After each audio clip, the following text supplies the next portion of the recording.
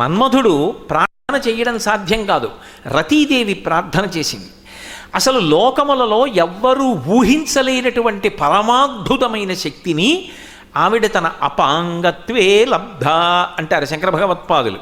పొట్టి చూపు చేత అనుగ్రహించింది. పొట్టి చూపు గొప్పదా, పొడుగు చూపు గొప్పదా అంటే పొడుగు చూపు పొట్టి చూపు కన్నా గొప్పది ఎప్పుడూ కాదు. ఎందుచేత అంటే ఇప్పుడు నేను ఇక్కడ మాట్లాడుతున్నాను, పొడుగు చూపు అంటే అలా మీ అందరినీ చూస్తున్నాను. నిజానికి మీ అందరినీ చూస్తున్నా మీ అందరు ఏం చేస్తున్నారో, మీలో సభలోకి ఎవరు వచ్చారో నా మనసులోకి వెళ్ళచ్చు వెళ్ళకపోవచ్చు చెప్పలేను. ఎందుచేత అంటే ఇందులో ఎవరు వచ్చారో నేను పరిశీలనం చేస్తున్నాను అనుకోండి, అసలు నా మనసులో కామాక్షి పరదేవతకు సంబంధించిన ఆలోచనలు ఎలా ఉద్భుతమవుతాయి? కంటికి చూడడం ధర్మం కాబట్టో సార్ అలా చూస్తూ ఉంటుంది. కానీ లోపల ఎవరుంటారు అంటే నేను ఏం చెప్పాలి కామాక్షి గురించి అనేటటువంటి ఆలోచన విస్ఫోటనం ఉంటుంది. లోపల ఇంకొక విషయాన్ని పట్టుకుంటూ ఉంటుంది మనస్సు.